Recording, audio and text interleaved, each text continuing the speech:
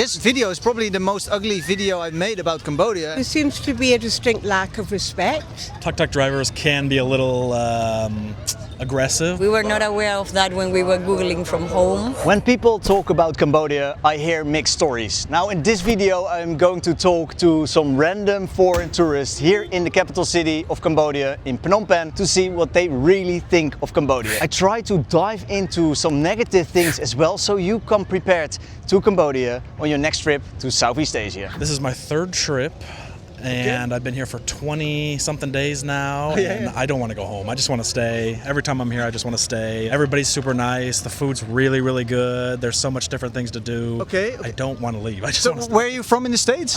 North of Seattle, Washington State. That's quite cold there. Yeah, always cold, always rainy. It's pretty hot here. It's a little too hot for me, but you know, you get used to it. I'm actually trying to dive in because I hear so many mixed stories about Cambodia, also from neighboring countries, but like literally also from people all around the world visiting, let's say, Thailand and then go to Cambodia, and they either way love it or they don't like it so much. And I want to prepare people on their next trip to Southeast Asia to also go to Cambodia. What is there not to like? What is there not to like? That's a good question. Out of 3 trips, maybe more than 2 months I've spent here, I've had no bad experiences. I've never felt like I've been in danger. I've never had to felt like I've needed to look over my shoulder. I've just had a good time all the time. Just always relaxing, going from restaurant to beach to Koh Rong to Sihanoukville, just all over the place. Always having a good time. Siem Reap was beautiful. You mentioned Sihanoukville. Yeah. I reckon, in my opinion, I've been recently as well, like last year, and for me it was not the best time of like in this period to go. I think. I mean, there was a lot of development going on that was not finished, etc. A lot of dead buildings there. Yes. Out of all the places I just named, Sihanoukville and Koh Rong were my least favorite. Koh Rong was beautiful, but I don't know, there's something about being like the only foreigner around, which is kind of cool. It's a different experience.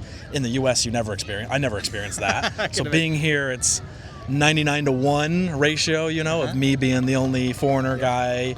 At Koh Rong, it's all foreigners. It's all tourists. Yeah. For some reason, they don't seem as friendly as anybody else. Like I walk around with a smile trying to like say hi or anything like that when walking by, and they're all just. Oh wow! But the Cambodians, on the other hand, are the sweetest, nicest, always smiling, always offering, "Hey, try this, go here, go there." It's funny though. You mentioned Koh Rong. I think Koh Rong, even if it's so close to Sihanoukville, I think it's one of the best islands in Southeast Asia. So where I work in the United States, I work with tons of Cambodians, and they were the sweetest people. They were the whole reason I went here in the first place. Okay. They were the whole reason I met my fiance. So You're a little bit biased then maybe. Maybe a little bit biased. I don't know. I feel a connection here. Every time I'm here, I'm just at ease. You know, that's the best way I can put it. If I could, and who knows about the future, I might retire here for sure. Early retirement here. It's just, I'm happy here. Is it easy visa-wise because you're getting married now? Does it make a difference or?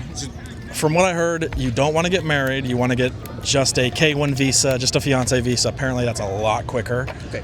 Everybody I talk to that I work with says, do not get married. That was our original plan. Okay. Just get engaged. So that way there's paperwork and proof and pictures that you guys have spent time together, that you know each other, that it's not fake. And that's enough? And then that's all you need, yeah. Wow, and then you go and you file, and that takes time. That takes anywhere from 6 months to a year. So this is one thing. I don't want to put any words in your mouth or anyone's mouth, but I just want to give the real picture about Cambodia and also the things that they can expect. The people are coming here, and I want to tell everything, so they are prepared as well. So things are going a little bit slower, don't they? Over here compared to anywhere else I've been, yeah, it feels slower, feels more chill. Tuk-tuk drivers can be a little aggressive, but never take a tuk-tuk without the app. You have to have the app. They'll try to take more money from you. Pass app you're talking about. Yes. You make sure you have Pass app. That's my biggest suggestion. Not everybody speaks English here. I've heard way more English in Thailand and Vietnam and Philippines. Everybody that I work with who is from. So where I work, I'm the minority. It's Vietnamese, Filipinos, Thais, Cambodians. In America? Yes. The place that I work at, it's a wire shop where it's mostly Southeast Asian. So, are there things that are not so pleasant here? besides tuk-tuk drivers, besides there being a lack of English, which is that really a bad thing? No, it's fine. I've gotten by, so. A few days ago I wanted to ask something about a ritual that was happening at the riverfront, and I couldn't find anyone who was speaking English, so that's maybe something that you have to prepare yourself on. I'm lucky that I have, exactly. I don't know if I'd be able to get by myself without, like my girl, for example, who is from here. She speaks the language. It would have been a lot harder to get around without that. Spend a few minutes learning how to say akun, which is thank you. It's not that hard. Yeah. Just learn a little bit and you'll be fine. Yeah. Learn how to say no to the tuk-tuk drivers, you know. That's really the biggest. So you said actually earlier on aggressive, but that's not in a physical way. Not in a physical I'm worried at all sort of way. Just like every time you come out of a restaurant or a hotel, they're waiting for you. They want you to come over and maybe slightly annoying sometimes. Slightly annoying. That's a better way to put it. That's a better way to put it. Slightly more annoying. Thank you so much. Hey, do you have a message to the world or some wisdom to pass on? God, just travel. I never traveled until I was 31 or 32, and it's. How old are you now? I'm about to be 33. Okay, there you so go. I've been here 3 times in the last year, slightly more than a year. Three times. So it's changed my thought process on everything in the world.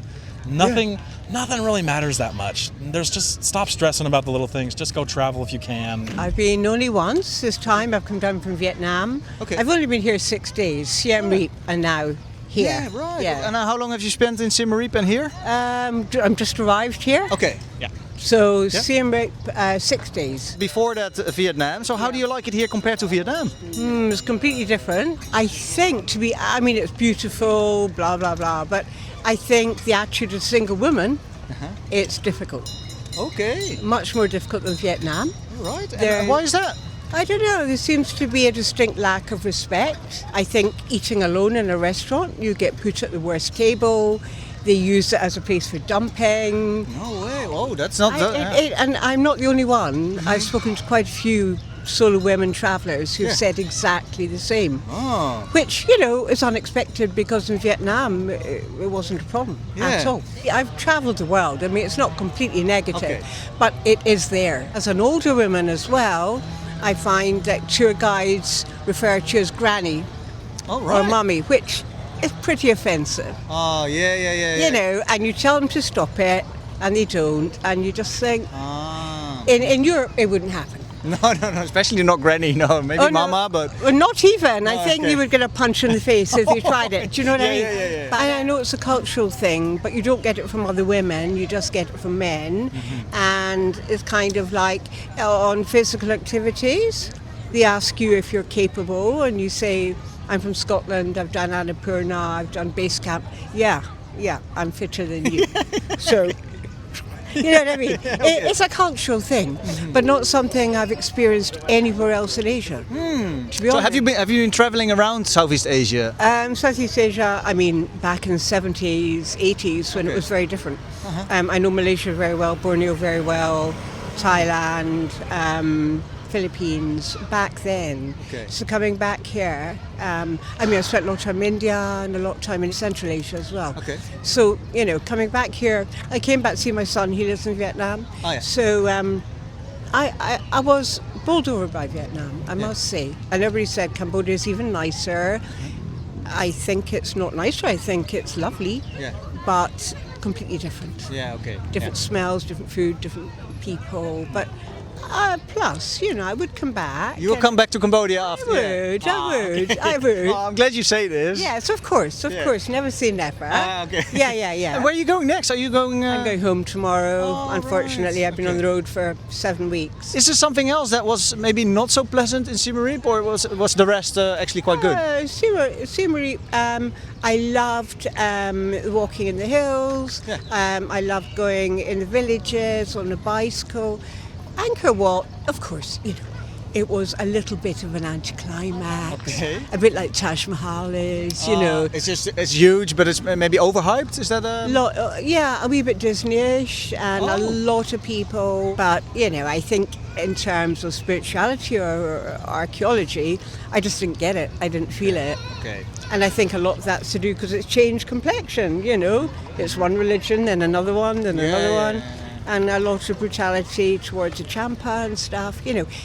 I went to it. Yeah. I thought of going for 2 days, but one was enough. Okay. I still recommend going there, to be honest. I mean, you have to see it, kind of thing. Sure. I mean, to be frank, I think I wouldn't go with a guide.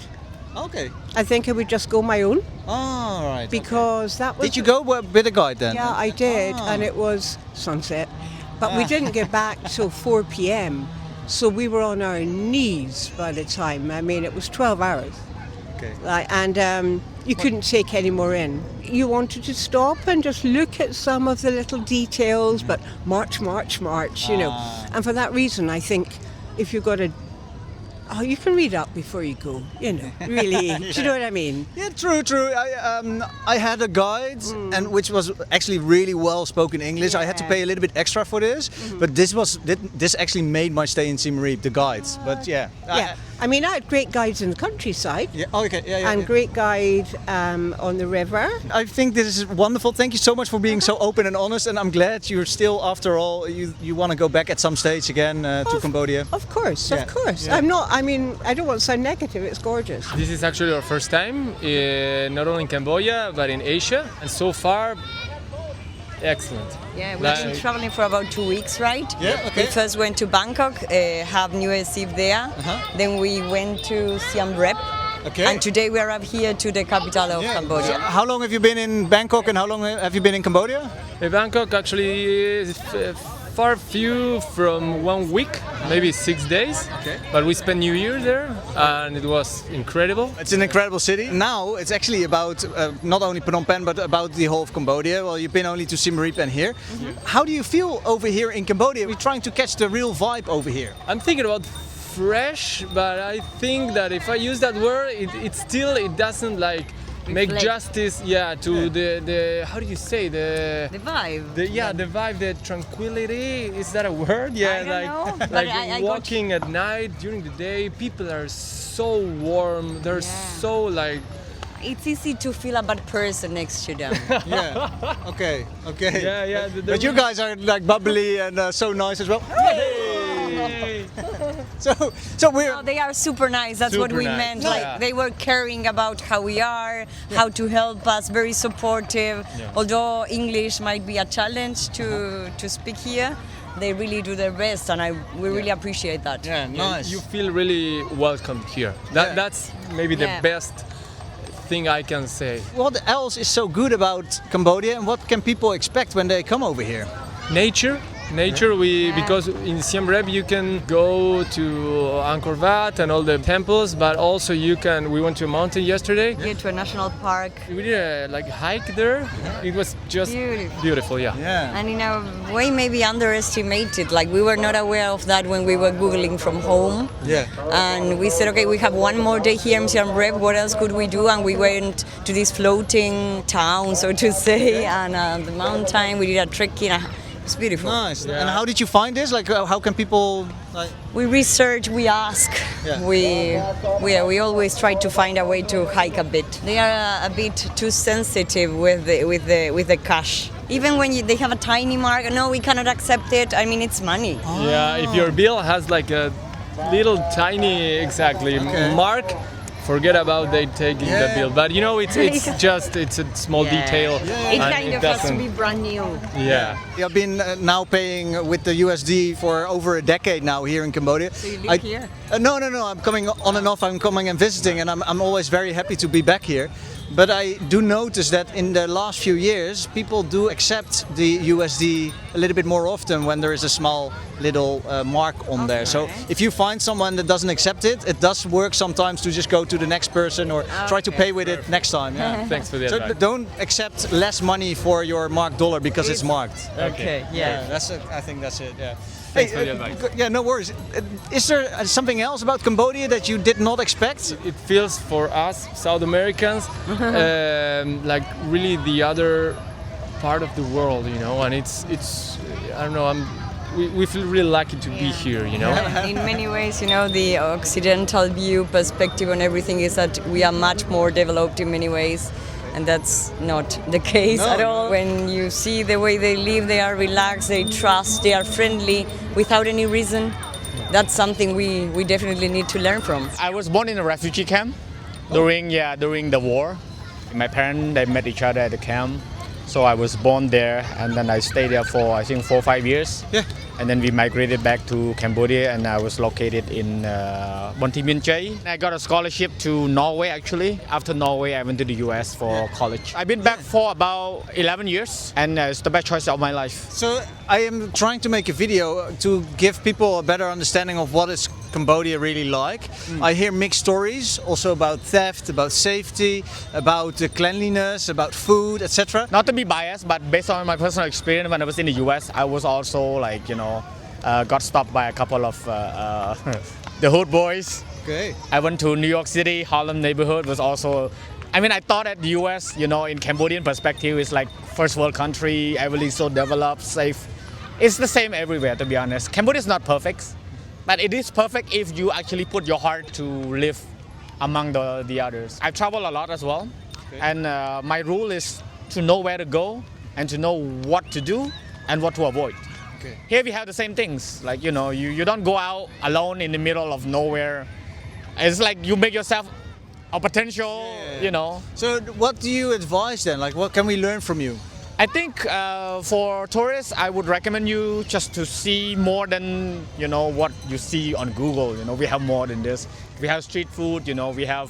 I think the modern Cambodian have more to offer in terms of just history and culture alone. This video is probably the most ugly video I've made about Cambodia, and I am a big fan about Cambodia. Don't get me wrong. So I'm basically, I had an Instagram message before, a DM, and someone told me, Chai, when I watched your videos, I thought Cambodia was amazing. I went to Cambodia and it was totally different. And I was not happy about this message. I was like, I want to give the real picture. I want to show the best of Cambodia, but I also want to give people the real, what it is really like. So that's why I make this video, to make things straight. I think it's amazing, but there are a few things maybe people should expect. Yeah. Because otherwise they get disappointed. Yeah.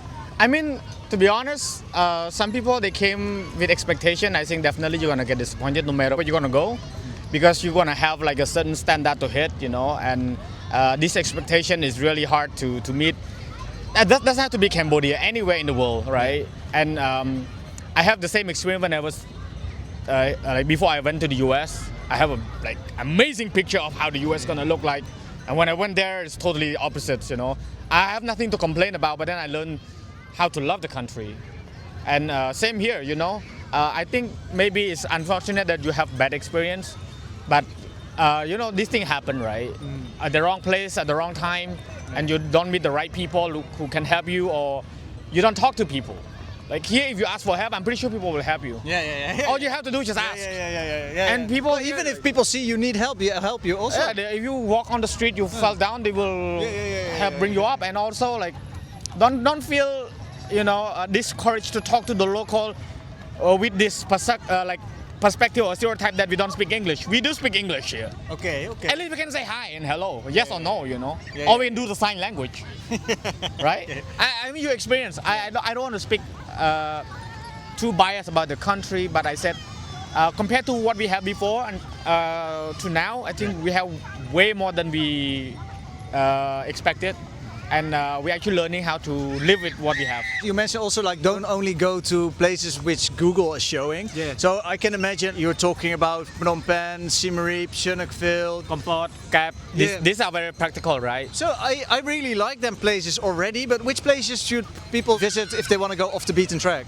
I would say Mondulkiri is one of the most underrated locations in Cambodia. The road now is much better, and everything is quite cheap there and safe. Completely safe there. Yeah. How about theft? I know, I advise actually in different videos, be careful a little bit at the riverside at night. These kind of things. I don't want people. I feel responsible a little bit for people that are coming to Cambodia because they're watching my videos. So I want them to take care a little bit. You know what I mean? Bro, I just went to Bali last year. I think 3-4 months ago. Right in front of me, my friend's phone was snatched from the bike while using it as navigators. This is Bali. Broad daylight happens, right? What do you expect? You make yourself a target. Okay. And also, 1 hour of 100 or 1 hour of 1,000, definitely there are people who actually gonna do this kind of stuff. And like I said, if it happens, if it happened to you as the local, the local authority will take actually for tourists they actually take quicker actions because they want to make sure you are taken care of. Because the priority, the local, they're gonna be here so everything can be solved later. But for tourists, they have a certain amount of time to stay, so they will make sure that that problem is being solved. Europe, I also watch out as well. My camera, gears, all the things. It's expensive. If you don't take care of your belonging, it's your fault. Okay. Yeah. You don't go out and leave your phone in the public space, or That I'm just saying, just watch your back. Hey, I appreciate it once more. you. Do you have a message to the world or some wisdom to pass on? I would say, guys, regardless whatever you hear about Cambodia, come first, see for yourself. Your experience counts toward what makes this country better. And we need that. We need more people who come here without expectation and just experience the local and try different things, We have our own culture. I'm not disregarding the neighbor country, but our culture is different. And each country have their own unique, history. So respect that, but please come first and then you can have our words. Prove me wrong. I reckon you should visit Cambodia on your next trip to Southeast Asia, regardless of what people say. You're gonna have to experience it yourself. This channel is actually based in Thailand. I try to show you the beauty of Southeast Asia, and I'm doing a lot of street interviews like these ones along the way. Now, thank you all for watching till the very end. I hope you watch another one in Next Up.